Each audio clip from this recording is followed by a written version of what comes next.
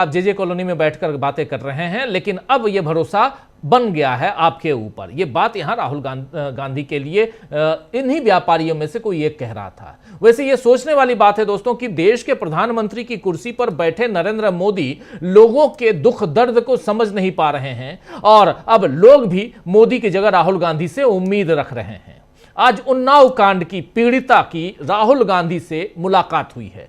राहुल गांधी से मुलाकात के लिए जब वो गई तो सोनिया गांधी से भी उनकी मुलाकात हुई है। अचानक मैं उन्नाव कांड की पीड़िता का जिक्र क्यों कर रहा हूं? अभी तो बात वैश्य समाज की कर रहा था, वैश्य समुदाय के लोगों की कर रहा था, लेकिन अचानक इनकी बात इसलिए क्योंकि आज एक बहुत बड़ा झकझोर देने वाला मामला जो है सामने आया है। कोर्ट से खबर आई है जो दुख पहुंचाती है। आप जानते हैं कि दिल्ली हाई कोर्ट ने उन्नाव रेप कांड में उम्र कैद की सजा काट रहे पूर्व विधायक कुलदीप सिंह सेंगर की न केवल सजा निलंबित कर दी है बल्कि उसे जमानत भी दे दी है। इस फैसले से निराश पीड़िता ने कल जब दिल्ली में धरना दिया तो पुलिस ने उसे आधी रात को जबरदस्ती उठा दिया, जिसके बाद सवाल उठने लगे कि यह कैसा इंसाफ है जहां पीड़िता को पुलिस विरोध भी नहीं करने दे रही है।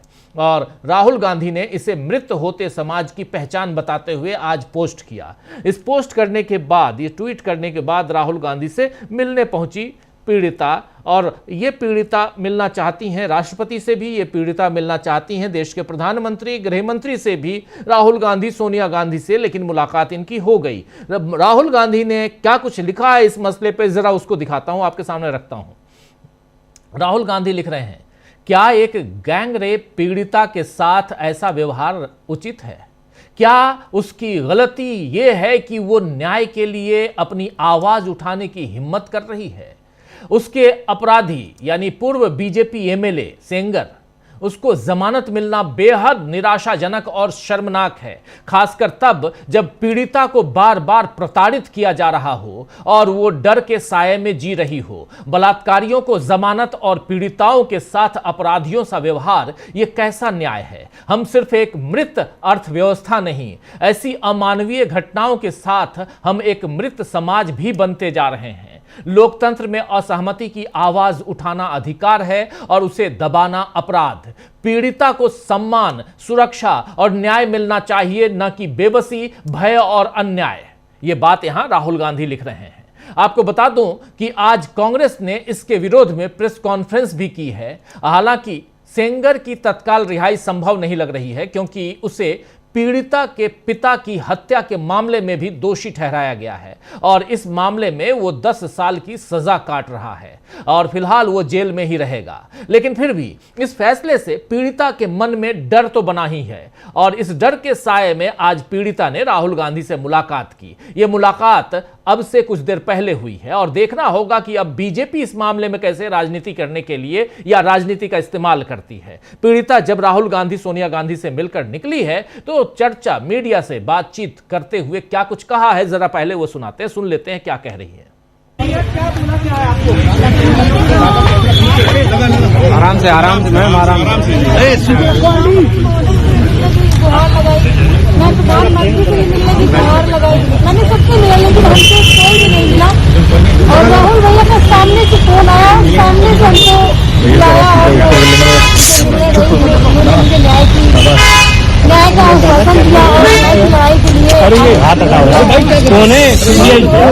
न्याय दीजिए। आप लोगों की यही उम्मीद है, हाथ नीचे तक बढ़ाइए और मुझे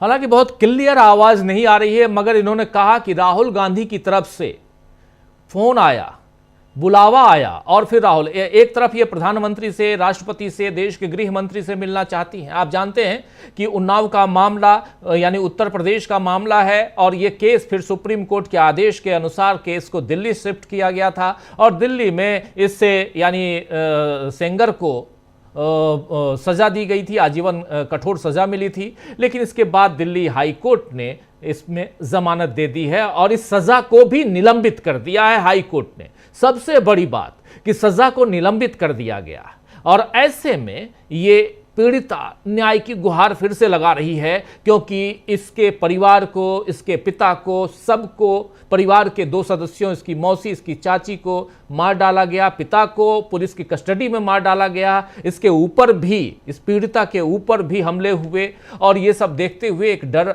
का आलम तो होगा ही।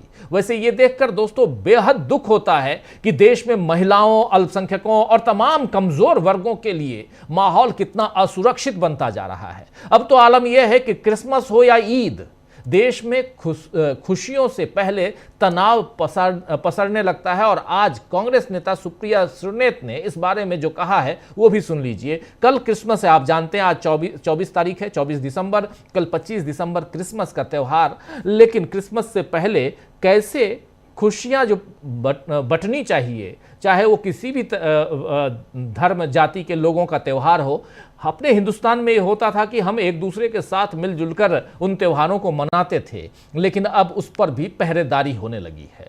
जरा इस वीडियो को सुनिए, सुप्रिया सुरनेत को सुनिए। I think when Mr. Modi gets up and says कि मेरा क्रिश्चियन समुदाय से पुराना नाता है, और when he goes and forcibly hugs the Pope, he needs to answer these questions. Who are these ruffians? Who are these people? From Delhi's east of Kailash to Odisha to Madhya Pradesh to Haridwar, what is happening? Why are people who are celebrating Christmas, women, children being attacked? Can you not ensure the safety of religious diversity in India? The world is watching how these right-wing goons are roughing up, are intimidating, are threatening, are attacking Christians across the country, and trust you me, we'll have to pay a price for this. Thank you. तो अभी आप सुन रहे थे, यहां पर साफ साफ कह रही हैं, बता रही हैं कि क्रिसमस को लेकर किस ढंग का माहौल देश में बनाया गया है। आपको बता दूं कि राजस्थान के श्री गंगानगर जिले के शिक्षा विभाग ने, जी हां, राजस्थान के श्री गंगानगर जिले के शिक्षा विभाग ने निजी स्कूलों यानी प्राइवेट स्कूलों को चेतावनी दी है कि वो क्रिसमस के मौके पर बच्चों को जबरदस्ती सेंटा क्लॉज न बनाएं। अगर ऐसा किया गया तो उनके खिलाफ कार्रवाई की जाएगी। इस तरह के फरमान बताते हैं कि सभी धर्मों के त्योहारों पर हंसी खुशी का जो माहौल पहले हुआ करता था, अब धीरे धीरे वो सब खत्म हो रहा है। मोहन भागवत का बयान याद आता है। यहां पे अभी 3 दिन पहले बंगाल में जब थे वो कोलकाता में, तो उन्होंने कह दिया कि संविधान संशोधन करके भारत को हिंदू राष्ट्र चाहे आप घोषित करें या ना करें, भारत हिंदू राष्ट्र ही है, हिंदू राष्ट्र ही कहलाएगा। तो ऐसी सारी नफरत, यानी यहां पर आप संविधान संशोधन करने की जरूरत भी नहीं है, हम सत्ता पे काबिज हैं तो हम जैसा चाहेंगे वैसा करेंगे, यानी आपने संविधान को भी किनारे रख दिया। ऐसी नफरत इसी हिंदू राष्ट्र के भुलावे में न्यायोचित ठहराई जा रही है। और अभी बंगाल में चुनाव है तो वहां इस किस्म का खेल थोड़ा ज्यादा होगा, थोड़ा तेज कर दिया गया है, और फिर धीरे धीरे इसे दूसरे चुनावी राज्यों में भी फैलाया जाएगा। और इस बीच मनरेगा से लेकर अरावली खत्म करने की साजिश और दिल्ली का बढ़ता प्रदूषण, इन सब से लोगों का ध्यान हटाया जाएगा। हालांकि लोगों का ध्यान अब हट नहीं रहा है, बल्कि सरकार से विश्वास हट गया है। और इसी विश्वास हटने के बीच इस पीड़िता जिसकी बात हम कर रहे थे, एक दूसरी बाइट सुनाना चाहता हूं, आवाज थोड़ी क्लियर है, उसको सुनिए। देश का पहला ऑर्डर है, देश का पहला ऑर्डर है, देश का पहला ऑर्डर है कि रेप केस में सजा रोकते हुए उसे बाहर कर दिया, मतलब जमानत दे दी गई है। देश का मेरी देश की सारी बेटियों को डर हो गया, हिम्मत हार चुकी है कि रेप होगा, कल का रेप करेगा, रेप के आरोपी 5 साल बाद बाहर आ जाएंगे। तो देश की बेटियां कैसे, एक हम ही विक्टिम नहीं, हमारे जैसे बहुत बेटियां। शर्तें भी रखी गई हैं कि 5 किलोमीटर तक अंदर नहीं आएंगे। 5 किलोमीटर क्या है सर, 5 किलोमीटर में मुझे जज साहब ने कैद कर दिया ताकि हम ना निकले डर के मारे। एडवोकेट से आप मिलने आई थी अभी जी, तो आगे की क्या मेरी आगे की यही राय है कि मैं आगे जाऊंगी। मुझे आंख बंद करके सुप्रीम कोर्ट पे भरोसा है कि हमें न्याय देगा, न्याय मिलेगा, हमें जनता न्याय देगी सर। तो आप सुन रहे थे यहां पीड़िता जो अपनी बात रख रही है। बहुत महत्वपूर्ण बातें इसलिए क्योंकि भरोसा आखिर कोर्ट पर कैसे करे, और लेकिन फिर भी सुप्रीम कोर्ट पर इन्हें भरोसा है। और मगर मोदी से लोगों का भरोसा घट गया है या उठ गया है या उठ रहा है। और इन सब के बीच राहुल गांधी मोदी से ज्यादा भरोसेमंद क्यों नजर आने लगे हैं? इस देश के कई लोगों को। मोदी पर, बीजेपी पर दोहरा वार क्या है, इन सब की चर्चा हम करते हैं इस न्यूज पॉइंट में। आइए, हमारे साथ कुछ वरिष्ठ साथी जुड़े हुए हैं, उनसे पहले आपका परिचय करवाता हूं और आगे बढ़ते हैं। जरा स्क्रीन पर हमारे तमाम साथियों देखिए, 4 वरिष्ठ साथी हमारे साथ जुड़े हुए हैं। डॉक्टर राकेश पाठक जी हैं, अमलेंदु उपाध्याय जी हैं, सुनील शुक्ला जी और पंकज चतुर्वेदी जी। आप चारों का स्वागत इस्तकबाल है। स्वागत इस्तकबाल आप तमाम दोस्त साथी शुभचिंतक आप सबका, जो अब तक जुड़ चुके हैं उनका भी, जो जुड़ने वाले हैं उनका भी। डॉक्टर राकेश पाठक जी, डॉक्टर साहब आपसे जरा समझना चाहता हूं, बात करें तो कहां से करें? बहुत सारी चीजें हैं, साथ साथ चर्चा करते हैं। भरोसे की बात करते हैं आज हम इस चर्चा में।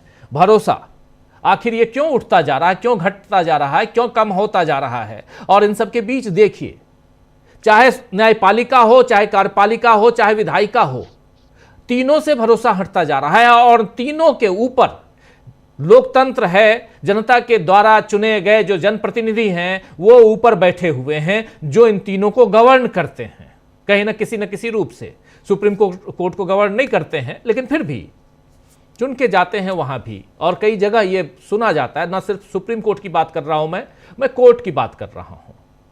उसमें कई ऐसे कोर्ट भी हैं, सूरजपुर कोर्ट जैसा मामला भी है, जहां अखलाक का केस खत्म करने के लिए, विड्रॉ करने के लिए जब उत्तर प्रदेश सरकार की चिट्ठी गई तो कोर्ट ने कहा नहीं, हम इसको खत्म नहीं करेंगे। राउज एवेन्यू कोर्ट भी है, जहां राहुल गांधी, सोनिया गांधी का केस चल रहा है, यानी नेशनल हेराल्ड का केस चल रहा है। उस केस में भी जज ने साफ फैसला जो है सरकार के खिलाफ सुनाया। तो कई जगह दबाव है, प्रेशर है, कई जगह प्रेशर नहीं भी है। और सबसे बड़ी चीज की जो लोअर कोर्ट है, वहां के जजेस कई बार बहुत मजबूती के साथ खड़े नजर आते हैं। चलिए, कोर्ट की बात नहीं करूंगा, बात यहां ओवरऑल करने की जरूरत है। और ओवरऑल ये भरोसा क्यों कम हो रहा है? और इन सब के बीच, चाहे ये उन्नाव की पीड़िता हों या चाहे वैश्य समाज के लोग हों जो व्यापारी हैं, भरोसा क्यों उठ रहा है? डॉक्टर साहब देखिए, निश्चित तौर पर इस वक्त लोगों का भरोसा सरकार से, न्यायपालिका से, पुलिस से और खेद के साथ कहना पड़ेगा कि मुख्य धारा के मीडिया से भी उठ चुका है। लोगों को अब किसी पर भरोसा नहीं रहा। न्याय की उम्मीद लगातार क्षीण होती जा रही है। आपने ठीक उदाहरण दिए हैं कि कुछ जगह निचली अदालतों ने और कुछ जगह ऊंची अदालतों ने भी कुछ ऐसे फैसले किए हैं जो थोड़ा भरोसा जगाते हैं। लेकिन जब ऐसा कोई फैसला सामने आता है जिसमें एक सजा याफ्ता अपराधी, उसकी सजा रोक दी जाती है, उसे जमानत पर छोड़ने का आदेश दिया जाता है, और उससे भी बड़ी बात यह है कि जब फरियादिया, पीड़िता देश की राजधानी में शांतिपूर्ण तरीके से, गांधीवादी तरीके से धरने पर बैठती है। सिर्फ 3 लोग डॉक्टर साहब बैठे थे कल। पीड़िता थी, उसकी मां थी और एक सामाजिक कार्यकर्ता योगिता जी। इसके बावजूद दिल्ली की पुलिस उठा ले जाती है, सीआरपीएफ की गाड़ी में उनको ले जाया जाता है। कौन सा अपराध कर रहे थे ये लोग? जब ऐसी घटना होगी तो निश्चित तौर पर भरोसा टूटेगा ही। दूसरा, ये जो दृश्य हम देख रहे हैं कि राहुल गांधी के साथ बैठकर वैश्य समाज के लोग अपनी पीड़ा दर्ज करा रहे हैं। लेकिन आप उस दृश्य को भी याद कर लीजिए डॉक्टर साहब, जब दक्षिण भारत में हमारी वित्त मंत्री निर्मला सीतारमण को एक बड़ी फूड चेन के मालिक ने जीएसटी की कुछ खामियां बताई थी, तो उसके बाद उसका क्या हाल हुआ था, उसे किस तरह माफी मांगने पर मजबूर किया गया। बाकायदा सार्वजनिक कार्यक्रम में जहां उसने खामियां बताई थी इस बेहतरी के लिए कि जीएसटी में अगर कोई कमी बेशी है जो उसे लग रही है तो सरकार, वित्त मंत्रालय उन्हें दूर कर ले। लेकिन उस सभा संगोष्ठी के बाद निर्मला सीतारमण जहां रुकी थी वहां उसे बुलाया गया, वहां हाथ जोड़कर उससे माफी मंगवाई गई और उसका वीडियो वायरल किया गया जानबूझकर। दूसरी तरफ नेता प्रतिपक्ष है जिसके पास कोई कार्यकारी अधिकार नहीं है। न नेता प्रतिपक्ष कानून बनाता है, न नेता प्रतिपक्ष किसी तरह के कानून में संशोधन करने की स्थिति में है। वो तो सरकार को मशवरा दे सकता है, सदन में अपनी राय रख सकता है, लेकिन ये व्यापारी उससे उम्मीद लगाए क्योंकि उम्मीद की सबसे बड़ी देहरी देश को नाउम्मीद कर चुकी है। प्रधानमंत्री से मिलना ही संभव नहीं। और डॉक्टर साहब, इनमें से किसकी हिम्मत है कि नरेंद्र मोदी के सामने खड़े होकर अपनी व्यथा कथा सुना सकें, ये कह सकें कि आपकी सरकार में हमारा धंधा चौपट हो रहा है, हमारा कारोबार खत्म हो रहा है? इनमें से किसी की हिम्मत नहीं। इसलिए जब बची हुई उम्मीद, बचा हुआ भरोसा सिर्फ नेता प्रतिपक्ष से किया जाए, मीडिया के बचे खुचे हिस्से से किया जाए, पीड़िता भी राहुल गांधी के बुलावे पर गई है, वहां पर उन्होंने अपनी तरफ से बुलाया और वे हर मौके पर हर जगह मौजूद रहते हैं, चाहे हाथरस का मामला हो, भट्टा परसौल से लेकर अब तक राहुल गांधी देश की हर बड़ी समस्या के समय, हर बड़े मुद्दे के समय पीड़ित पक्ष के साथ खड़े दिखाई दे रहे हैं। और सरकार क्या करती है? सरकार पीड़ितों को ही गुनहगार बताने पर उतारू हो जाती है। सरकार और उसकी एजेंसियां ऐसे हर मौके पर जो फरियादी है, जो शिकायत करता है, जो मांग करने वाला व्यक्ति है, जो पीड़ित पक्ष है, उसकी ही दुश्मन बन जाती है। इसलिए बार बार ऐसा लगता है कि क्या इस देश को सिर्फ नेता प्रतिपक्ष से ही उम्मीद रखने की जरूरत है? तो बाकी एजेंसियां किस काम की हैं? बाकी विभाग किस काम के हैं? सरकार क्या कर रही है? फिर तो इन सबकी दुकानों पर शटर डाल देना चाहिए। अकेला नेता प्रतिपक्ष बैठ जाए दिल्ली में अपना काउंटर खोलकर, सबकी शिकायतें सुने, सबके बारे में ट्वीट करे, क्योंकि उसके पास कोई अधिकार तो है नहीं। ये चीजें बहुत अच्छी नहीं है। सरकार को चिंता करनी चाहिए। एक अंतिम बात जोड़ना चाहता हूं डॉक्टर साहब, अभी इस पहले चरण में बहुत सारे लोग ये सवाल पूछ रहे हैं कि कुलदीप सेंगर को जमानत मिलने में सरकार को क्या कर सकती है, सरकार की क्या भूमिका है जी। ये तो हाई कोर्ट का फैसला है। उन जानकारों के लिए सिर्फ इतना कहना है कि अगर सरकार, सरकारी वकील, advocate general, attorney general, deputy advocate general, पूरा अमला अदालत में खड़े होकर अगर इसका विरोध करता, इस तरह की जमानत दिए जाने, सजा पर रोक लगाने के न्यायालय के फैसले के खिलाफ अपनी आवाज उठाता, तो कम से कम इतनी तसल्ली तो होती कि सरकार ने इस तरह उसे जमानत देने और उसकी सजा पर रोक लगाने का विरोध किया था।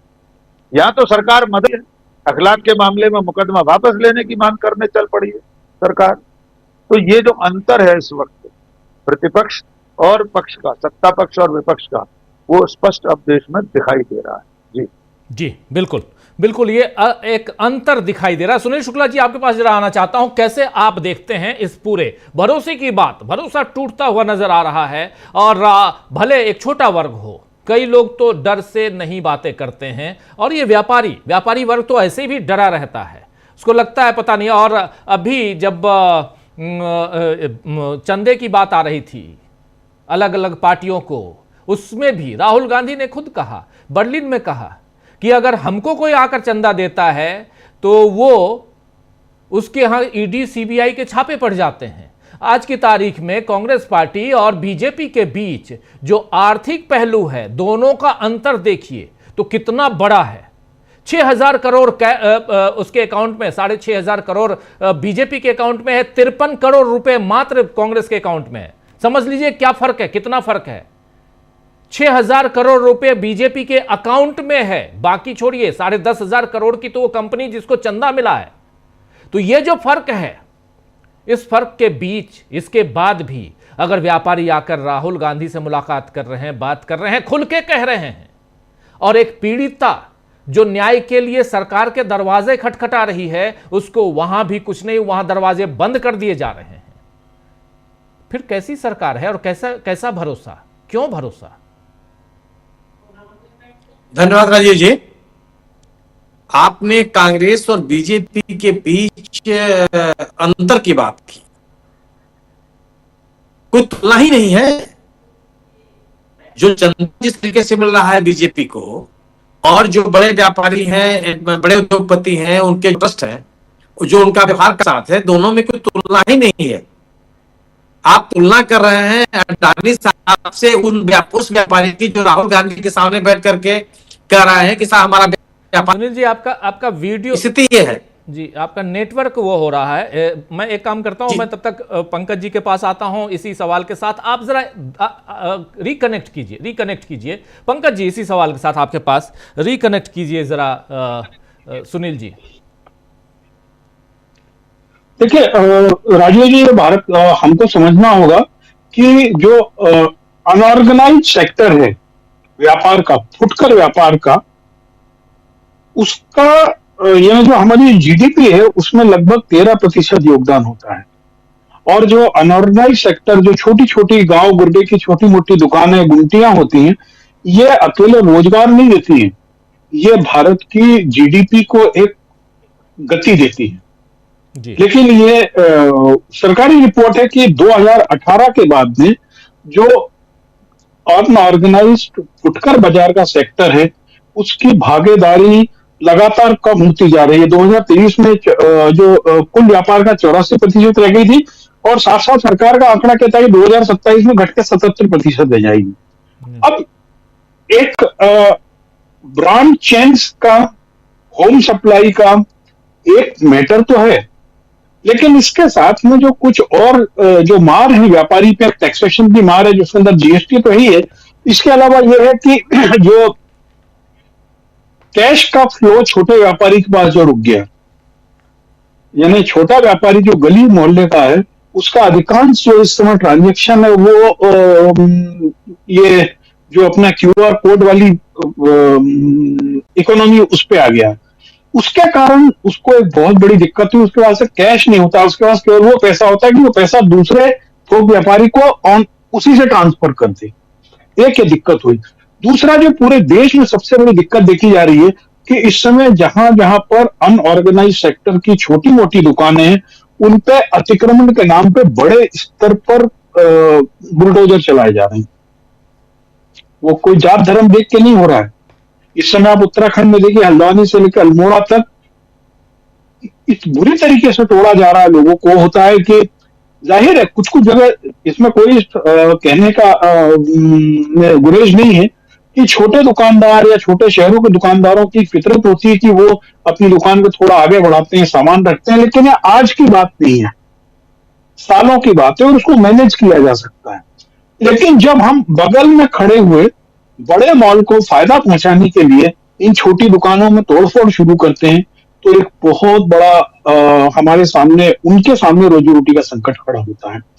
तो एक ये जो समस्या है धीमे धीमे जो है। अच्छा, दूसरी चीज क्या हो रहा है कि बिजनेस का जो सांप्रदायिकरण शुरू हुआ कि फला होटल इस नाम से खुली है, तेरी दुकान में क्यूआर कोड इस नाम से आ रहा है, और कोविड के बाद में लगातार सब्जी बेचने वाले, रेडी बेचने वालों के नाम और जो आधार पूछ के मारा पीछी की जा रही है, उससे एक अलग किस्म का भय छोटे व्यापारियों में।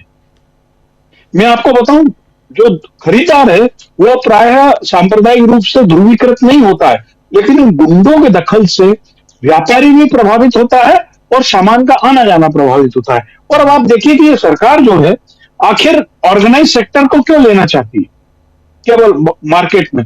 ऑर्गेनाइज सेक्टर में जाहिर है कि आप जानते हैं कि अडानी और अंबानी दोनों की बड़ी यूनिट्स हैं जो चेन बेस्ड है। सबसे बड़ी ये, इनसे ये सीधे चंदा ले सकती है, कॉर्पोरेट चंदा। बाकी छोटा दुकानदार तो देता नहीं चंदा।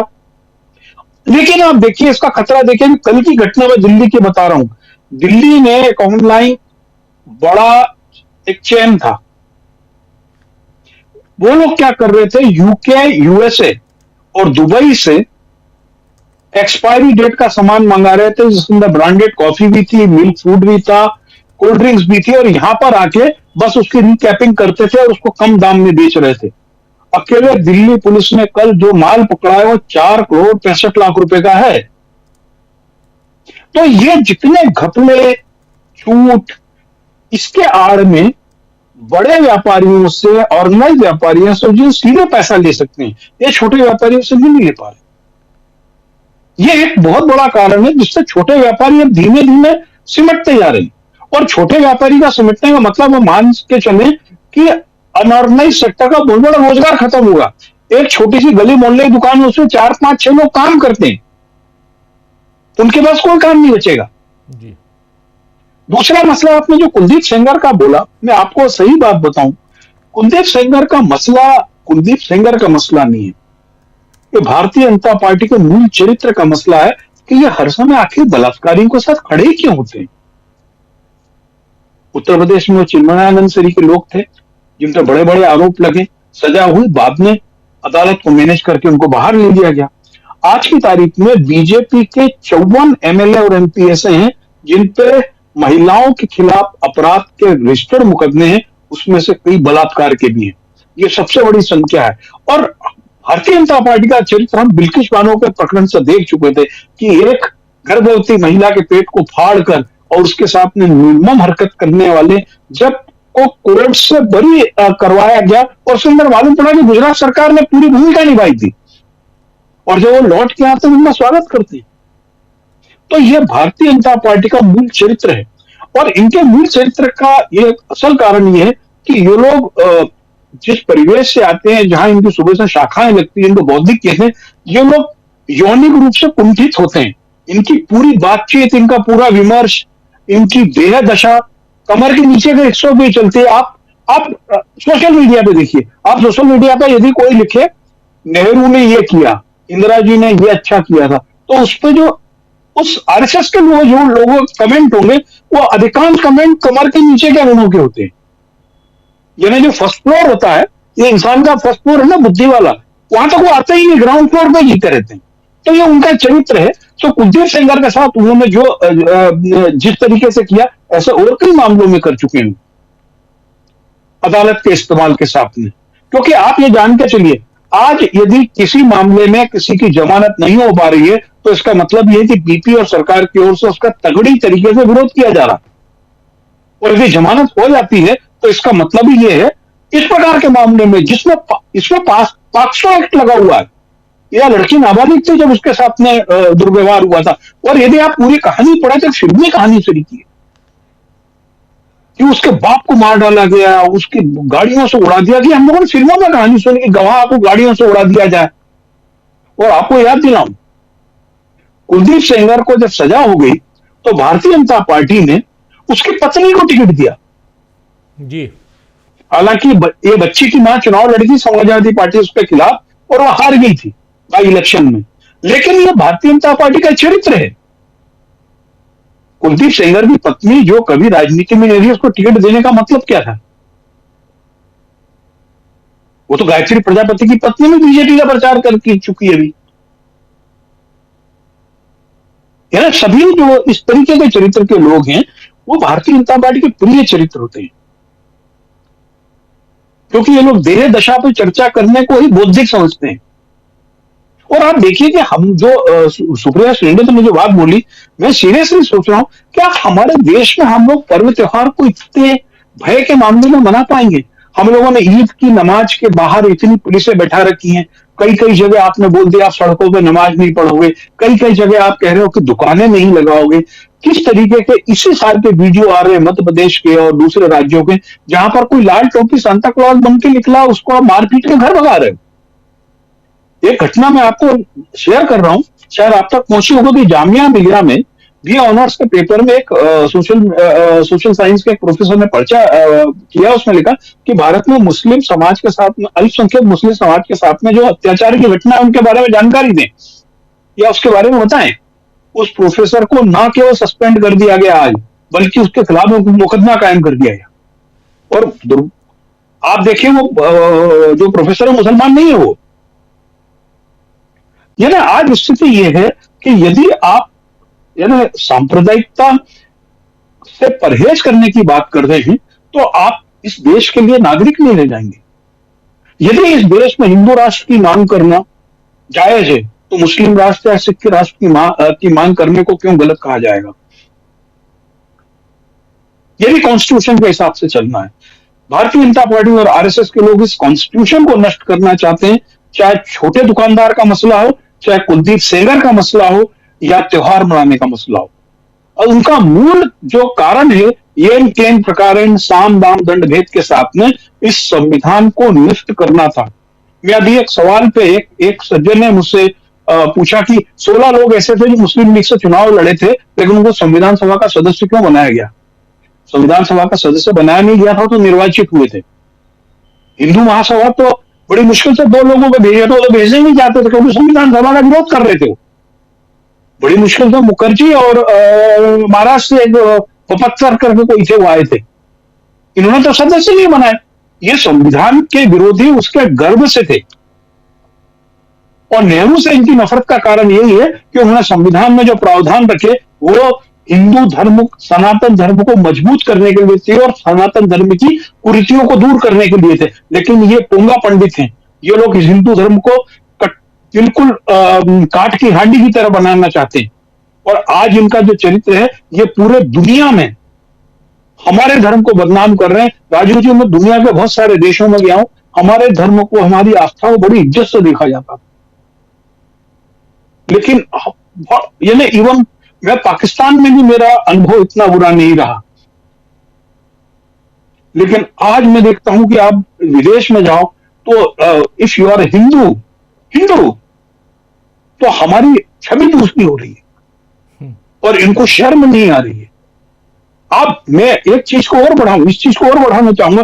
आज बांग्लादेश की स्थिति क्या हो रही है आपको मालूम है? बांग्लादेश में एक र्यूमर है, जो कुछ भी है, कि वहां के जो इस्कॉन तरीके संस्था है उनको भारत की एजेंसी फंडिंग कर रही है, और वहां पे हल्ला उड़ गया कि भारत चाहता है कि ज्यादा बांग्लादेश के रहने वाले हिंदू भारत चले जाएं, जिससे वेस्ट बंगाल और असम की थोड़ी सी डेमोग्राफी बदल जाए, वहां हिंदुओं की संख्या बढ़ जाए। तो ये बातें क्यों आ रही हैं? इनके चरित्र के कारण आ रही हैं। जी राजू जी। जी बिल्कुल बिल्कुल, आप सही कह रहे हैं। और इन सब के बीच जो उन्नाव कांड है उसका जिक्र अब फिर दोबारा इसलिए आ गया क्योंकि आप जानते हैं कि सेंगर की सज़ा निलंबित कर दी गई, सेंगर को ज़मानत दे दी गई है। अब जो पीड़िता है वो परेशान है। राहुल गांधी से मुलाकात की, सोनिया गांधी से मुलाकात की है, इसकी चर्चा हम पहले भी कर चुके हैं, लेकिन इसकी चर्चा आज इसलिए दोबारा कि आखिर भरोसा सरकार पर कैसे बने, सरकार भरोसे के लायक क्यों नहीं है और राहुल गांधी भरोसेमंद क्यों होते जा रहे हैं, इसकी चर्चा हम कर रहे हैं। सुनील शुक्ला जी, आप की आवाज़ बीच में, एक्चुअली आप शायद कहीं और हैं और थोड़ा वीडियो जो है आपका वो बीच बीच में आउट हो जाता है, लेकिन कोई बात नहीं, प्लीज़ अपनी बात आगे बढ़ाइए। उस समय अपनी बात आप रख रहे थे। मैं एक कर रहा था राजीव जी कि कांग्रेस और भारतीय जनता पार्टी के बीच में चंदे के मामले में कोई तुलना ही नहीं है। अंतर की बात छोड़ दीजिए, तुलना ही नहीं कर सकते हैं यहाँ। एक पार्टी ऐसी है जो एन केन प्रकार सत्ता के बूते अथाह अकूत पैसा इकट्ठा कर रही है, और वह सत्ता जो किसी अन्य राजनीतिक दल को चंदा दे रहा है, जो भी संगठन, जो भी ट्रस्ट, जो भी उद्योगपति, उसके खिलाफ एक विद्वेषपूर्ण कार्रवाई कर रही है। तो किस बात की तुलना कर रहे हैं? ये कोई सामान्य लेन देन तो है नहीं। यह इस तो देश में कभी नहीं हुआ कि सरकारें अपनी ताकत के बल पर अपने राजनीतिक दल को पैसा दिलवाओ। कांग्रेस का तो एक चरित्र रहा, कांग्रेस ने तो हमेशा से विरोध किया कि उद्योगपतियों के बल पे राजनीतिक दल नहीं चलने चाहिए। जवाहरलाल ने अपने शुरुआती समय में ही कहा कि ना कोई उद्योगपति किसी भी राजनीतिक दल को चंदा नहीं देगा, प्रतिबद्ध लगाया। बाद में आगे चल करके कहा कि आप अपने लाभ के 3 साल के लाभ, ये भी नहीं कि आप 2-4 दिन के लाभ की बात करें, अगर आपकी कंपनी 3 साल तक लाभ पे है तो भी आप कल 15% आप दे सकते हैं। इस सरकार ने तो एकदम खुला बाजार कर रखा, जितना चाहे उतना दीजिए, तो कोई तुलना नहीं है। और जो उम्मीद की जा रही थी कि इलेक्टोरल बॉन्ड को अवैध घोषित किए जाने के बाद चंदों के लेन देन की स्थिति में सुधार होगा, वो भी नहीं हुआ। और जब ट्रस्ट के माध्यम से लेन देन बढ़ी है और स्थिति खराब होती चली जा रही है, तो आप इसकी तो बात ही मत। अब रही बात की, तो जो बात ये व्यापारिक लोग राहुल गांधी से कर रहे हैं, ये कुछ छुपा हुआ तो थोड़ा रह गया है। आप रिटेलर जो फुटकर विक्रेता है उसके ऊपर क्या बीत रही है, आप रोज मार्केट पर निकलिए तो आपसे बात होगी, लोग बताएंगे आप कि उनका व्यापार किस तरह से घटता चला जा रहा है। ऐसे क्षेत्रों में बड़े बड़ी कंपनियां काम कर रही है जो प्रतिबंधित होता था। अब अगर आप अगर सब्जी बेचने का काम भी रिलायंस की कंपनी करेगी तो बाकी क्या करेंगे लोग? ये पहले तो नहीं होता था। आप सोचिए कि पहले क्या था कि जो झंडा होता था, राष्ट्रीय झंडा, वो केवल खादी की बिकती थी। अब आप बड़ी बड़ी कंपनियां बना के बेचने लगी, सरकार ने अलग कर दिया, कैसे चलेगा ये? और अगर आप बड़े व्यापार घरानों को काम करने देंगे, मोनोपोली को प्रोत्साहित करेंगे, स्वाभाविक सी बात है कि रिटेलर खत्म हो जाएगा। इसी के बाद जो ऑनलाइन बिजनेस है वो धुआंधार चल रहा है, उसमें भी कोई रोक टोक नहीं है, तो प्रभावित तो फुटकर भी करता ही होगा। आपने बड़े घरानों काम करने की इजाजत दे दी, जूता बेचने का काम भी अडानी साहब करेंगे, अंबानी साहब करेंगे, धनिया टमाटर आलू प्याज बेचने का काम भी अंबानी साहब करेंगे, तो छोटा व्यापारी क्या करेगा, कहां से ले आएगा? अगर बड़े मॉल्स में सब्जियां बिक रही है तो ठेले वाला कहां बेच लेगा, किनके बीच जाएगा? उसका व्यापार तो कम होना ही होना है, वो हो रहा है। राहुल गांधी ने अपनी आर्थिक नीतियों में बाकायदे कहा कि आप बड़े घरानों को इस तरह के फुटकर कामों में अनुमति नहीं दी, अगर आप अपनी व्यवस्था को अर्थव्यवस्था को ठीक रखना चाहते हैं। राहुल गांधी ने उत्पादन कि अगर उत्पादन घटेगा तो अर्थव्यवस्था बेहतर नहीं कर सकते हैं। तो यह जो अविश्वास घट रहा है सरकार को लेकर के, यह कोई काल्पनिक नहीं है, यह कोई एकेडमिक पास नहीं है, ये लोगों का भोगा हुआ यथार्थ है, उनके साथ बीत रही है। इस कारण से सरकार के उनका विश्वास घटा। अब आप राहुल उन्नाव घटना की बात कर लीजिए, उस घटना को याद कीजिए। जब यह घटना सामने आई तो एफआईआर कब दर्ज हुआ? एफआईआर दर्ज में देरी करने के लिए क्या क्या नहीं उपाय किए गए?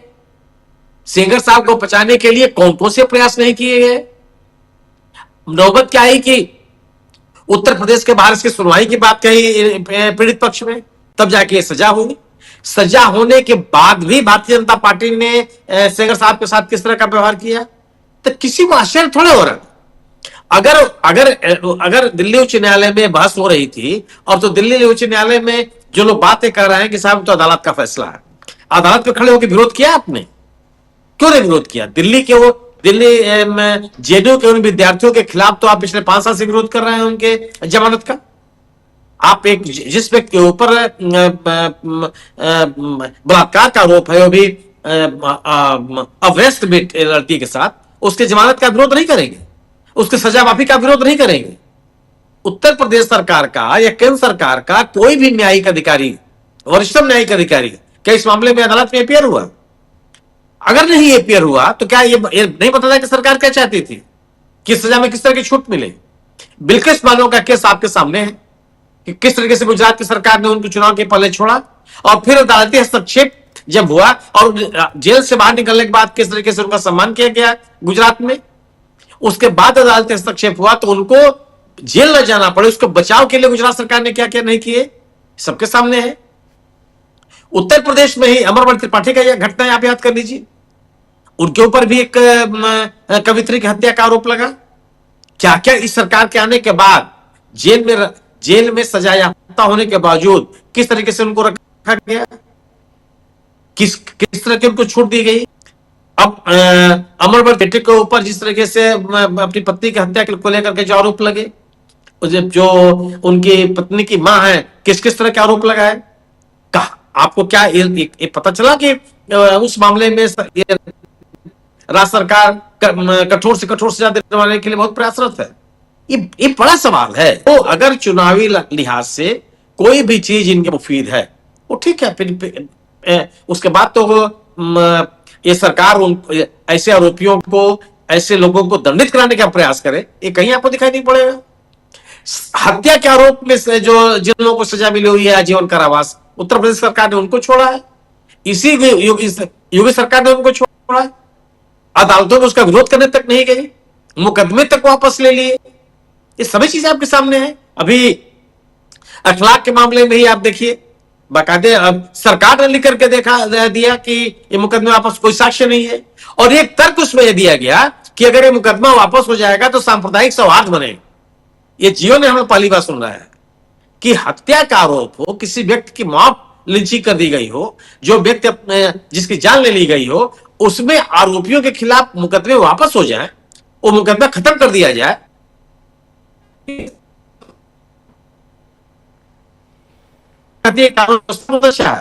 संविधान की बात, एक आप इस सरकार से कुछ उम्मीद नहीं कर सकते, और लोग इस तमाम इन बातों को देख रहे हैं कि जो कुछ भी निर्णय है वह निर्णय राजनीतिक लाभ से, चुनावी लाभ के लिहाज से निर्णय लिए जा रहे हैं। वह इस दृष्टिकोण से निर्णय नहीं लिए जा रहे हैं कि संविधान के प्रति लोगों की आस्था क्या होगी, कानून व्यवस्था को लेकर के लोगों के मन में किस किस तरह के सवाल पैदा होंगे, एक जो पीड़ित है गैंगरेप की जो पीड़ित युवती है उसके ऊपर क्या बीतेगा, ये तमाम चीजें आपके सामने आई। और अगर आप चुनाव में जिसकी बात कही पंकज जी ने कि अगर आप सेंगर साहब की पत्नी को टिकट दे देंगे तो क्या ये आपके संरक्षण का प्रमाण नहीं है? आप किसी आरोपी के खिलाफ खड़े हो सकते हैं। अपराधियों के खिलाफ खड़े होने का तात्पर्य केवल थोड़ा होता है कि आप उस व्यक्ति के खिलाफ सबके आप उसको किसी तरह का सहयोग नहीं मिलना चाहिए, बल्कि आप उसके खिलाफ खड़े, वो तो दिखाई पड़ता। तो चाहे कानून व्यवस्था की स्थिति हो और चाहे आर्थिक गतिविधियों का जो लोग इस सरकार के ऊपर देख उनका कारण है कि विश्वास पैदा हो रहा है लोगों को। और राहुल गांधी ने जो सवाल पैदा किए हैं, ये राहुल गांधी ने हर चीज तार्किक तरीके से रखा। अगर आप राहुल गांधी की बात से असहमत हैं, जो बातें राहुल गांधी कर रहे हैं उसका खंडन होना चाहिए ना सरकार की ओर से। अगर सरकार जानती है कि राहुल गांधी गलत बात कर रहे हैं, अगर राहुल गांधी ने आज कहा कि साहब जो रिटेलर है उसको नुकसान हो रहा है और वह नुकसान की बात जो रिटेलिंग के काम में लगे हुए लोग खुद कर रहे हैं, सरकार बोले कि जो बात कही जा रही है गलत है या सही है। लेकिन राहुल गांधी के द्वारा उठाए गए सवालों को लेकर के राहुल गांधी को घेरने की कोशिश करना, यह तो कहीं से उचित नहीं है।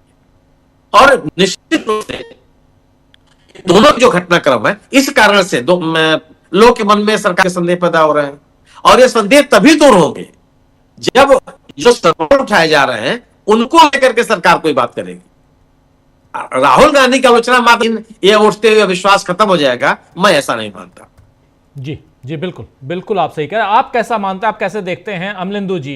विश्वास की बात हो रही है, भरोसे की बात हो रही है और यहां पर एक पे एक ऐसी घटनाएं सामने आ रही हैं कि भरोसा सरकार से लोगों का उठता जा रहा है। अरावली की ही बात देख लीजिए ना, अरावली वहां भी भरोसे की बात है और इन तमाम मसलों पे तो हम लोग चर्चा आज कर ही रहे हैं। अमलेंदु जी। राजीव जी देखिए, भरोसा सरकार से ही नहीं उठ रहा है बल्कि पूरी व्यवस्था से एक तरीके से देखा जाए तो भरोसा लोगों का उठ रहा है और इसके लिए जिम्मेदार सरकार है। क्योंकि राजीव जी व्यवस्था जो है वो उसका एक बड़ा पार्ट जो है वो सरकार होती है और सरकार के क्रियाकलाप जो है वो काफ़ी कुछ प्रभावित करते हैं। हम लोग देख रहे हैं कि किस तरीके से न्यायपालिका के ऊपर भी सरकार के दबाव साफ तौर पर दिखाई पड़ते हैं। वो उसके फैसलों में भी यदा कदा दिखाई पड़ जाते हैं कि सरकार के दबाव किस तरीके से काम कर रहे हैं। तो ये तो राजीव जी देखा जाए तो सब दबाव अच्छी तरीके से काम करते हुए नजर आते हैं। अब जहाँ तक राहुल गांधी पे भरोसे की बात है राजीव जी, हम लोग देख रहे हैं कि जो राहुल गांधी ने आज वैश्य समाज के साथ अपनी बातचीत का वीडियो जारी किया है। राजीव जी एक समय ये हुआ करता था, आप लोगों ने अच्छी तरीके से देखा होगा कि आरएसएस एक समय में छोटे व्यापारियों का ही संगठन समझा जाता था और ये कहा जाता था कि जिस समय पश्चिम बंगाल में ज्योति बसु का रुतबा हुआ करता था और मतलब लाल झंडा जो था वो लहराया करता था, उस समय भी ये कहा जाता था कि कलकत्ते की जो मार्केट है उस पर कब्जा आरएसएस के लोगों का ही है, क्योंकि वहाँ जो है वो छोटा व्यापारी है।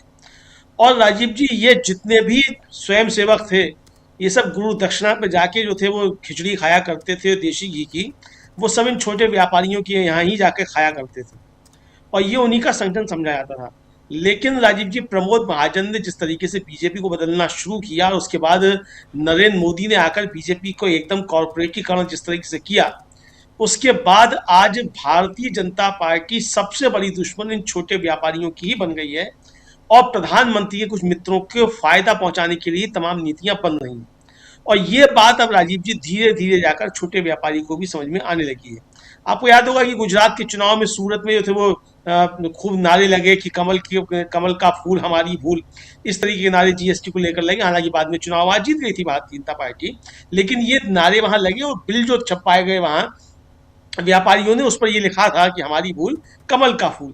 तो ये हमारी भूल कमल का फूल लोगों को अब राजीव जी समझ में आने लग गई है बात, और ये भी समझ में आने लगा है कि उनकी बात कौन कर रहा है। सुबह ब्रेकिंग में भी राजीव जी मैंने जिक्र किया था कि जिस दिन अरविंद केजरीवाल की जमानत पर बहस चल रही थी सुप्रीम कोर्ट में, उस दिन एएसजी राजू जो थे वो एक दिन उपस्थित हुए थे और कहा था कि मैं अभी नहीं रह पाऊंगा, मैं 2 बजे के बाद आऊंगा, क्योंकि दूसरी अदालत में 350 मुकदमे जीएसटी के लगे हुए हैं और मुझे उसमें जाना है। अब राजीव जी ये जीएसटी के 350 मुकदमे अगर सुप्रीम कोर्ट तक पहुंच रहे हैं और जीएसटी काउंसिल जो है उसको लेकर तमाम बातें उठती हैं, ट्रिब्यूनल को लेकर तमाम बातें उठती हैं, तो आप समझ सकते हैं कि 350 मुकदमे एक दिन में सुप्रीम कोर्ट पहुंच रहे हैं जीएसटी को लेकर। तो जीएसटी को लेकर किसके मुकदमे हैं? ये अडानी अंबानी के तो नहीं है, ये जो छोटा व्यापारी है, मझोला व्यापारी है, उसी के मुकदमे जीएसटी को लेकर पहुंच रहे हैं। और अब तो जीएसटी को पीएमएलए एक्ट में शामिल कर दिया है, यानी ईडी का एक सिपाही जो है वो आकर किसी व्यापारी को 1 रुपए के नोटिस पर भी गिरफ्तार कर सकता है और 6 महीने तो आपकी जमानत होगी ही नहीं, सुनवाई ही नहीं होगी। इसके अंतर्गत ले आया गया। तो ये किस तरीके से छोटे व्यापारियों को खत्म करने की साजिश के तौर पर भी देखा जा रहा है कि सरकार किस तरीके का कानून बना रही है, और लोगों को भी ये बात समझ में आने लगी है। पहले नोटबंदी के जरिए और फिर जीएसटी के जरिए छोटे व्यापारी की कमर तोड़ने का काम इस सरकार ने राजीव जी किया, ये साफ तौर समझ में आ गया। जी। अब जिस तरीके से राजीव जी भारतीय जनता पार्टी के लोग यौन अपराधियों के समर्थन में खुलकर खड़े रहते हैं, वो भी एक बड़ा चिंता का विषय है। क्योंकि आप ये सिर्फ एक कुलदीप सेंगर का मसला नहीं है, आप देखिए कि किस तरीके से पहलवान बेटियों का मामला हुआ तो भारतीय जनता पार्टी खुलकर ब्रजभूषण शरण के साथ खड़ी रही। आज तक उनको पार्टी से नहीं निकाला गया है, किसी भी तरीके से उन पर कोई कार्रवाई नहीं हुई। इसी तरीके से कुलदीप सिंह सेंगर के साथ अंकिता भंडारी के मामले में भी नाम आ चुका है। जहां भी आप देखिए वहां इस तरीके के ये साथ में खड़े हुए नजर आते हैं। लेकिन राजीव जी इसके साथ साथ सवाल न्यायपालिका पर भी हैं। भंवरी देवी का जो मामला था राजस्थान का, उसमें जज साहब ने क्या कहा था कि ऊंची जाति के लोग जो है वो क्यों पर करेंगे ये गलत काम, गंदा काम क्यों करेंगे। तो अगर इस मानसिकता से राजीव जी अदालतों के फैसले होंगे तो सवाल तो निश्चित तौर पर उठेंगे। तो यहाँ राजीव जी सिर्फ ये नहीं है कि अब तर्क क्या दिया गया है, तर्क ये दिया गया है कि साहब चूंकि पुलिस जो है पीड़िता को प्रोटेक्शन नहीं दे पा रही है तो हमेशा के लिए तो अपराधी जो है उसको जेल में नहीं रखा जा सकता। भाई जब लाइफ प्रिजनमेंट हुआ है तो किसके लिए हुआ है? जमानत पे बाहर रहने के लिए हुआ है। यानी एक तरफ अदालतों में राजीव जी उन लोगों के जमानतें हैं उन पर सुनवाई नहीं हो पा रही है 7-7 साल से, जिनके खिलाफ अभी चार्जशीट भी दाखिल नहीं हुई है, और दूसरी तरफ जो सजा याफ्ता आदमी है उसको आप कह रहे हैं कि भाई हमेशा इसको जेल में नहीं रख सकते। तो ये राजीव जी दोहरा रवैया जो है अदालतों का, इस पर ही मुझे लगता है कि देश के अंदर चर्चा होनी चाहिए। जी बिल्कुल, देश के अंदर ये चर्चा होनी चाहिए। ज़रा इसी चर्चा को हम लोग जो कर रहे हैं इसको थोड़ा और आगे बढ़ाते हैं। डॉक्टर साहब, इसको कैसे देखा जाए ओवरऑल? एक तरफ देखिए, अभी शुरुआत में मैं बता भी रहा था कि आरएसएस का जिक्र चूँकि कर रहे थे अभी अमलेंदु जी, तो वो ख्याल और आया कि मोहन भागवत कह रहे हैं कि भारत ऑलरेडी हिंदू राष्ट्र है और बंगाल के हिंदुओं एकजुट हो जाओ। ये जब बात आप करते हैं तो हिंदुओं एकजुट हो जाओ नहीं, भारत में बंटवारे की सियासत आप करते हैं या उसमें और घी डालने की कोशिश करते हैं, जहां आपको एकजुटता की कोशिश करनी चाहिए। जब हिंदुस्तान की एकजुटता रहेगी तभी हिंदुस्तान बना रहेगा, भारत बना रहेगा। लेकिन भारत में अगर लोगों के बीच आप बंटवारे की बात करेंगे तो भारत को आप तोड़ने की कोशिश कर रहे हैं। इस साजिश को समझने की ज़रूरत है और कई हमारे इस देश के नागरिक, हमारे साथी इस बात को शायद दूसरे हिसाब से ले जाते हैं, इमोशनली दूसरी तरफ बह जाते हैं और वहां कहीं ना कहीं इस देश के लिए ही घाटा करते हैं। ये मुझे लगता है, इसलिए मैं ये बात यहां कह रहा हूं। लेकिन ओवरऑल अगर देखा जाए तो यहां पर परिस्थितियां कुछ और नजर आती हैं, जिसमें ये बंटवारा भी, जिसमें एक अलग और बहुत हड़बड़ी में नजर नहीं आ रही है इस वक्त मोदी सरकार। मुझे वो हड़बड़ी दिखाई दे रही है, क्या आप लोगों को दिखाई दे रही है? और कैसे? मैं इन्हीं तमाम मसलों को आपके सामने रख रहा हूं, आप सबके सामने रख रहा हूं और रोज रखता हूं। जरा आपके जरिए भी समझना चाहता हूं, पंकज जी, सुनील जी, अमलेंदु जी, आपके जरिए भी समझ, क्या आखिर इस तीसरे कार्यकाल में नरेंद्र मोदी इतनी हड़बड़ी में क्यों हैं, जहां आम जनता के बारे में, उनके हित के बारे में जो एक जनहितैषी जो सरकार होनी चाहिए वो नजर नहीं आ रही है? तीसरा कार्यकाल तो बिल्कुल नजर नहीं आ रहा है। मैं दूसरे और पहले कार्यकाल के लिए सर्टिफिकेट नहीं दे रहा हूं। तीसरा कार्यकाल अगर कह रहा हूं तो इसका मतलब दूसरा और पहला कार्यकाल बहुत अच्छा था, जनहितैषी था, मैं कम से कम ये सर्टिफिकेट नहीं दे सकता। लेकिन तीसरा तो बिल्कुल ही नहीं दिखाई देता है। डॉक्टर साहब, सबसे पहले तो देश की जनता को सैल्यूट कीजिए। एक ताजा खबर आई अभी कुछ सेकंड पहले, अरावली में, पूरे अरावली क्षेत्र में उत्खनन पर केंद्र सरकार ने रोक लगा दी है। वो आदेश भी हम चाहेंगे स्क्रीन पर हमारे साथी दिखा दें, जी जी, जो अभी भारत सरकार की तरफ से पत्र सूचना कार्यालय से आया है। एक आध सेकंड में हमारे साथ दिखा देंगे ये बिल्कुल आपके बगल वाले इसमें ये वो आदेश की कॉपी है जी, ये आदेश है। Centre will protect entire Aravalli, no mining lease जी, no mining lease, protect expanded, ये साफ यहाँ साफ कि सेंटर प्रोटेक्ट। अब इसको पूरा चूंकि छोटे अक्षरों में है, डॉक्टर साहब अगर आप पढ़ पा रहे हो, आपके पास अगर है तो जरूर बताइए। और ये बहुत इंपॉर्टेंट खबर आप बता रहे हैं, बहुत महत्वपूर्ण खबर बता रहे हैं जी डॉक्टर साहब। ये लंबा निर्णय है केंद्र सरकार का, लेकिन इसको एक लाइन में यूं समझ लें कि ये जनता की जीत है। हमने पिछले दिनों जिस तरह देखा कि हरियाणा और राजस्थान के लोग अरावली पर्वत श्रृंखला पर चारों तरफ से घेरा डालकर बैठ गए थे, हमारे दर्शकों के लिए कुछ चीजें अपडेट कर देते हैं कि अरावली पर्वत श्रृंखला करीब 692 किलोमीटर लंबी है। समुद्र तल से ऊंचाई किसी भी पहाड़ की नापी जाती, किसी भी स्थान की, शहर की, तो समुद्र तल से उसका आकलन किया जाता है। सरकार ने, सुप्रीम कोर्ट ने 100 मीटर से कम समुद्र तल से जिनकी ऊंचाई, उसने पहाड़ मानने से ही इनकार कर दिया था।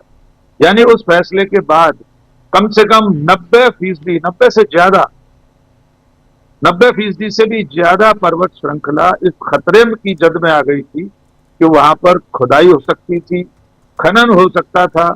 जो खनन माफिया इसको पाने के लिए लगातार कोशिशें कर रहा था, डबल ए में से किसी एक ए को हो सकता है थोड़े थोड़े टुकड़ों में पूरी पर्वत श्रृंखला मिल जाती। इसका जो खतरा था, अगर ये पहाड़ काटा जाता, ये पर्वत श्रृंखला धीरे धीरे करके, 1-2 दिन में तो नहीं होता, ये एक तरह से दिल्ली और उत्तर भारत के उन तमाम इलाकों के लिए एक दीवार का काम करती है। ये पर्वत श्रृंखला जिसके रहते, जिसके वजूद के चलते थार के रेगिस्तान की धूल और रेत, जो गर्दो गुबार है, वो यहां तक नहीं पहुंच पाता। आइंदा क्या होता, इसकी आप कल्पना करके सहर सकते हैं कि हम और आप दिल्ली में चैन की सांस नहीं ले पाते अगर ये अरावली पर्वत श्रृंखला इसी तरह से खत्म की जाती। तो आज का फैसला जनता की उस लड़ाई की जीत का फैसला है। जनता को सैल्यूट करना चाहिए। अब जो लोग तथाकथित मुख्यधारा का मीडिया या सरकार के समर्थक उस फैसले के पक्ष में खड़े थे, फैसले को वापस लेने के लिए भी हो सकता है मास्टर स्ट्रोक जैसा कोई शब्द ढूंढ रहा है, लेकिन जनता जब तक सड़कों पर नहीं उतरेगी डॉक्टर साहब, तब तक उसे जीत नहीं मिलेगी। आज एक बार फिर साबित हो गया। किसान आंदोलन के बाद कृषि कानून वापस लेने पड़े थे, आज ये फैसला वापस लेना पड़ा है। विस्तार में हम आगे बुलेटिन में इसके बारे में बता सकते हैं। अब जहां तक सवाल आपका बाकी का सवाल था, जो संघ की योजना है, नरेंद्र मोदी की हड़बड़ी या जल्दी है, उसके पीछे जो वजह है मैं समझ पाता हूं, वो ये है कि एक तो आने वाले दिन मोदी के लिए खास तौर से, बीजेपी के लिए खास तौर से कठिन होने वाले। वे लगातार जिस तरह हर मोर्चे पर विफल हो रहे हैं, चाहे राष्ट्रीय सुरक्षा का विषय हो, विदेश नीति का मोर्चा हो, आंतरिक हालात हो जिसमें हमारे देश की आर्थिक दशा है, बेरोजगारी है, भुखमरी है। हम भुखमरी के सूचकांक में इथियोपिया से भी पीछे चले गए साहब, अभी जहां होके आए माननीय प्रधानमंत्री जी। तो ऐसी परिस्थितियों में संघ का जो अंतिम लक्ष्य है, हिंदू राष्ट्र की उद्घोषणा, मुझे लगता है उसकी कोई जल्दी है, उसकी कोई अंदर खाने योजना चल रही। डॉक्टर मोहन भागवत ने यूं ही नहीं कहा है कि इसके लिए संवैधानिक स्वीकृति की जरूरत नहीं है, भारत तो हिंदू राष्ट्र है। ये कहते समय भूल गए कि इस देश में करोड़ों मुसलमान रहते हैं, 2% से ज्यादा ईसाई रहते हैं कुल जनसंख्या के, बौद्ध रहते हैं, और तमाम ऐसे लोग हैं जिनमें नास्तिक भी हैं। तो आप हिंदू राष्ट्र कैसे घोषित कर सकते हैं? लेकिन उन्होंने अपने भाषण में डॉक्टर एक बहुत सांकेतिक बात भी कही है। हो सकता है संसद इसके बारे में कुछ सोच रही हो, संसद से आशय उनका सरकार से था।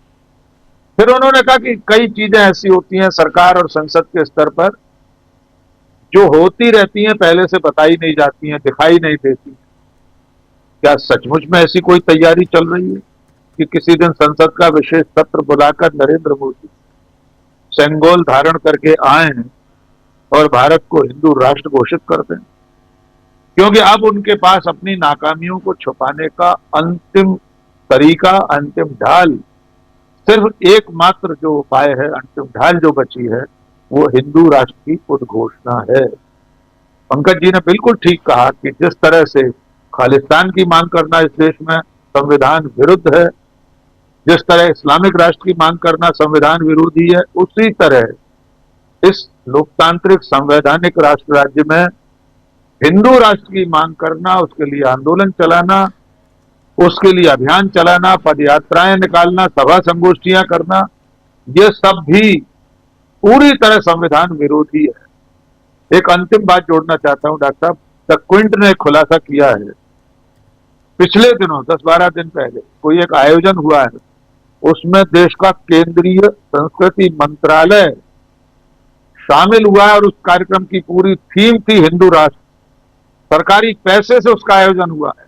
वहां पर ऐसे ही लोगों ने, सनातन संस्था और सह आयोजक के रूप में केंद्रीय संस्कृति एवं पर्यटन मंत्रालय उसमें सह आयोजक था। तो अब आप समझिए कि सरकार ने वो पर्दादारी भी छोड़ दी है। अब सरकार, सरकार के मंत्री, सरकार के विभाग खुलकर हिंदू राष्ट्र के लिए आयोजन कर रहे हैं और सरकार के पितृ संगठन का मुखिया घोषित रूप से कह रहा है कि अब हिंदू राष्ट्र बन चुका है, इसके लिए संवैधानिक स्वीकृति की जरूरत नहीं है। सिर्फ एक पल के लिए कल्पना करके देखिए कि पंजाब में कोई सिख ये कह दे, गुरुद्वारा प्रबंधक कमेटी का कोई शख्स ये कह दे कि पंजाब खालिस्तान बन चुका है, इसके लिए संवैधानिक स्वीकृति की जरूरत नहीं है, तो क्या यह देश उसे बर्दाश्त करेगा? निश्चित तौर पर कोई इसे स्वीकार नहीं करेगा। लेकिन डॉक्टर मोहन भागवत के बयान और सरकार की तैयारियां उस खतरे की आहट को सुनने के लिए हमें मजबूर कर रही हैं, जो आने वाले कल में बहुत बड़ा खतरा हो सकता है।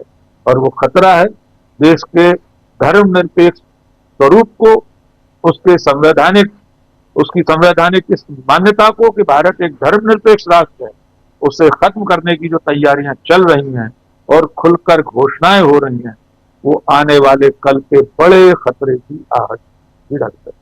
जी, बिल्कुल बिल्कुल आप सही कह रहे हैं। एक खतरे की आहट तो है ही। जरा जल्दी से पंकज जी आपके पास आना चाहता हूं। अरावली का मामला, इसमें एक बात ये है कि जो पहले से जो खनन हो रहा है उस पर रोक नहीं है, लेकिन नए खनन पे और जो नया जो इनका दिशा निर्देश था, जो कानून इन्होंने बनाया था, उस पर रोक लगाया गया है, रोक लगी है, लेकिन वो नए के लिए कि नए को हम कोई इसका अधिकार नहीं देंगे, लेकिन पुराना जैसे चल रहा था वैसे चलता रहेगा। इसको और विस्तार से पढ़ने के बाद इसमें बहुत सारी चीज़ें आएंगी, लेकिन एक बड़ी जीत कही जाएगी कि जब जनता सड़क पे आती है तो सरकारों को झुकना पड़ता है। और उसका एक नमूना हम लोगों ने, एक उदाहरण हमने देखा था इसी दिल्ली के आसपास तीनों अलग अलग जो बाउंड्रीज थे दिल्ली के, वहाँ पे चाहे वो सिंघू बॉर्डर हो, चाहे वो टिकरी बॉर्डर हो, या वो इधर उत्तर प्रदेश और दिल्ली से लगा हुआ बॉर्डर, ये तीनों बॉर्डर पे हम लोगों ने देखा किसानों की जीत हुई। नरेंद्र मोदी ने कहा कि हमारे ही, यानी मेरे ही, नरेंद्र मोदी के ही की ही तपस्या में कोई कमी रह गई। फेस सेविंग के लिए अच्छा वर्ड है ये, अच्छा सेंटेंस है अपने आप को बचाने के लिए कि मेरी ही तपस्या में शायद कमी रह गई। चलो मैं ही अपनी गलती मान लेता हूँ, वरना 13 महीने से तो हम तुम पे बिल्कुल डंडा मार ही रहे थे, बरसा ही रहे थे और आंखों देखी, उन चीज़ों को बहुत नज़दीक से देखा, किसान आंदोलन को बहुत नज़दीक से कवर किया हूँ, इसलिए वहाँ के पल पल की बातें जानता हूँ, एक एक पल पल की रिपोर्ट थी। खैर, लेकिन अब ये अरावली का मामला हो, क्या लगता है आपको? जरा आपके पास आऊं एक बार, ये उन्नाव पीड़िता की एक बाइट और आई है, मैं वो सुनाना चाहता हूं, आप लोग सुनिए जरा।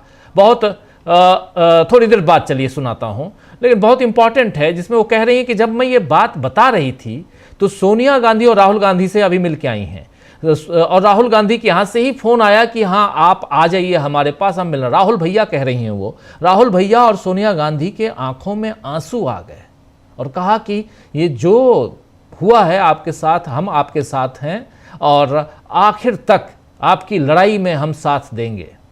आंखों में आंसू थे, उनकी जुबानी हम सुनेंगे, लेकिन एक तरफ उन्नाव का मामला, चलिए सुन ही लेते हैं, सुनिए जरा। शासन दिया है कि बेटा आप परेशान मत होइए, उनके भी आंसू आ गए कि ऐसा है, देश का न्याय नहीं है, अन्याय हुआ है आपके साथ बेटा। शासन दिया है कि बेटा आप परेशान मत होइए, उनके भी आंसू आ गए कि ऐसा देश का न्याय नहीं है, अन्याय हुआ है आपके साथ बेटा। मैंने ये सब चीज बोली, मैं दादी मुझे न्याय दिलाइए, तो बोली बेटा आप परेशान मत होइए, हम आपको न्याय दिलाएंगे, लीगल एड से भी हर चीज से न्याय दिलाएंगे। आप कह रही हैं उनकी आंखों में आंसू आ गए, सूर्या मैम भी नम थी जी, उनकी नम आंखें, दोनों लोगों की आंखें नम थी, राहुल भैया की दादी भी रो रही थी। उन्होंने कहा है आपकी मैं तो पहली बात तो मैं प्राइम मिनिस्टर से भी मिलने का टाइम मांगा है कि हमसे मिले, मैं अपना दुख दर्द बता सकूं। मेरा है कौन, मैं इन्हीं लोगों से अपना दुख।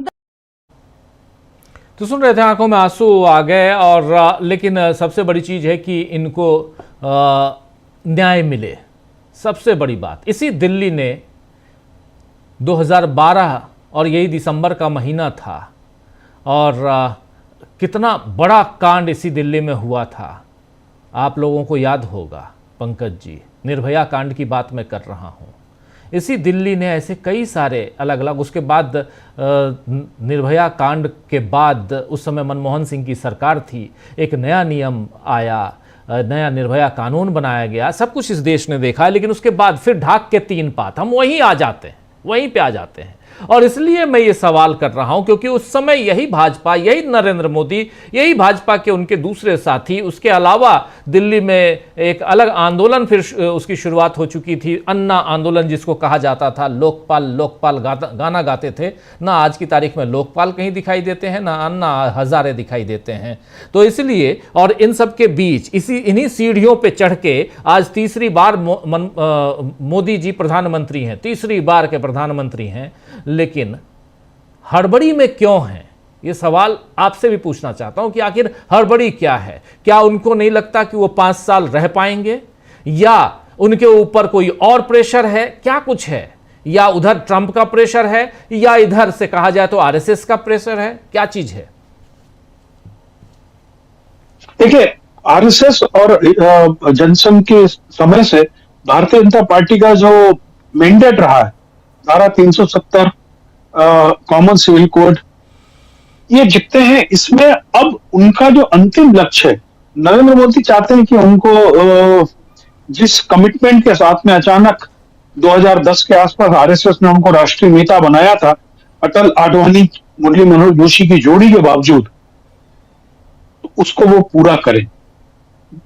यह सौभाग्य है इस देश का कि इनको स्पष्ट बहुमत नहीं मिला। ये बहुत स्पष्ट है, बिहार में बहुत बड़े मैंडेट के साथ में एनडीए सरकार में आया है, लेकिन वहां पर इतना सहज अभी कुछ नहीं है। यह भी तय है कि चंद्रबाबू नायडू और नरेंद्र मोदी की पार्टी का जो रिश्ता है वो एक वैचारिक रूप से समान धरातल का रिश्ता नहीं हुआ, अनैतिक किस्म का रिश्ता है। भले ही आरएसएस ने बहुत कोशिश की कि दफा 377 अनैतिक कुकृत्य के कानून को समाप्त कर दिया जाए, लेकिन वो अभी फिलहाल हमारे यहाँ है, तो अनैतिकता अभी बरकरार है। मैं थोड़ी सी चीज को, राकेश भाई की बात को विस्तार से बताना चाहूंगा। वो इतना भयावह है जिसको इस देश के लोग समझ नहीं पाए। भारत मंडपम में जो कार्यक्रम हुआ उसका पैसा दिया संस्कृति मंत्रालय ने, संस्कृति मंत्री शामिल हुए, उसकी पब्लिसिटी में शेयर की लाट के साथ में दिल्ली में पोस्टर लगे। और आपको बताऊं वो संस्था कौन है जिसने इस कार्यक्रम को आयोजित किया? वो संस्था वो है जो कम से कम 8 बम धमाकों में, मडगांव बम धमाकों से लेकर औरंगाबाद बम धमाकों में शामिल है। गोविंद पानसारे से लेकर कई हत्याओं में उनका नाम आया है। सीधे उनके सनातन संगठन के लोग 2018 में बाकायदा महाराष्ट्र विधान परिषद ने केंद्र सरकार को प्रस्ताव पारित किया था कि सनातन संस्था को आतंकवादी संस्था घोषित करके इस पर रोक लगाई जाए। यह कॉन्फिडेंशियल रिपोर्ट नहीं है, यह विधानसभा में लिखी गई रिपोर्ट है कि सनातन संस्था वो संस्था है जो मैस्मरिज्म करती है, लोगों में अंधविश्वास का बढ़ावा देती है और वो गैर वैज्ञानिक है। उस संस्था के साथ में उदय माहुरकर ने मिलकर, उदय माहुरकर जो आरएसएस के खुले सितारे हैं, उसके साथ में वहां पर यह आयोजन किया गया जिसके अंदर कपिल मिश्रा सरीके दंगाई लोग शामिल हुए। तो यह कोई छोटा मोटा चीज नहीं है, यह एक देश के लिए भयावह संदेश है। दूसरी चीज आपको और बताऊं, तो राकेश जी की बात को आगे बढ़ा रहा हूं। हमको बहुत अच्छा लग रहा है कि सरकार ने अब आगे ठेका देने से मना कर दिया है, लेकिन ये सरकार ने इस डिसीजन को लेने में 20 नवंबर से लेकर और आज 1 महीना क्यों लगाया? आपको बता दूं, बहुत छोटे छोटे खेल किए। हम सब लोगों को याद रखना चाहिए कि लगभग 2021 के आसपास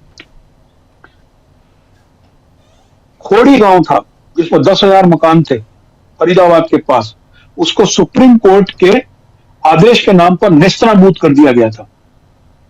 लेकिन वही जो कानून था, हरियाणा शहरी विकास प्राधिकरण ने उसी कानून को वैध बनाया, और वो था उसमें केंद्र सरकार में जो पर्यावरण वन मंत्रालय, परिवर्तन मंत्रालय की जो फॉरेस्ट एडवाइजरी कमेटी है, उसकी एक रिपोर्ट आई, और उसके बाद में उन्होंने क्या किया, अरावली फॉरेस्ट इलाके में 67.88 हेक्टेयर भूमि पर बने बहुत सारे सरकारी और प्राइवेट निर्माणों को वैध घोषित कर दिया। ये परसों की बात है। और ये उसी इसमें जो था पंजाब भूमि संरक्षण अधिनियम 1900 का अंतर्गत वहां पे निर्माण पर रोक थी। 3 साल पहले हरियाणा विधानसभा में इसी के कानून की आड़ लेकर इसमें संशोधन करके इसी निर्माण को वैध करने की कोशिश की गई थी। उस समय कांग्रेस ने विरोध किया था, नहीं किया। अब इन्होंने क्या किया, केंद्र सरकार के पर्यावरण मंत्रालय से एक रिपोर्ट बनवाई, और उसके असेसमेंट के आधार पर यह जो बड़ा निर्माण है, ये छोटा निर्माण नहीं, जो फॉरेस्ट लैंड पे इंक्रोचमेंट करके कंस्ट्रक्शन किया था, उसको वैध बना दिया। अब इंतजार करिए, ये जानकारी तो मेरे पास आई है, अभी इन्होंने बहुत सारे ऐसे कुकर्म कर लिए होंगे जिससे चंदा मिल जाता है। तो ये जो 1 महीने का समय लगाया है ना इन्होंने, केवल इसलिए लगाया कि इस प्रकार के बहुत सारे चीजें कर सकें। और आखिर चंदा का इनका खेल आप देखिए, मैं आपको बता रहा हूं कि हम अरुणाचल प्रदेश को लें, पेमा खांडू ने विश्व का रिकॉर्ड बनाया। 1 महीने में 3 पार्टी बदली, चीफ मिनिस्टर रहते हुए। 2016 में कांग्रेस से चीफ मिनिस्टर बने, उसके बाद वो पीपीए बना लिया उन्होंने, और पीपीए का अगले महीने बीजेपी में विलय कर लिया। अब आप कारण सुनिए उसका। 2012 से वो 2023 तक 146 ठेके 383.4 करोड़ के, जो केवल अरुणाचल प्रदेश के 2 जिलों के हैं,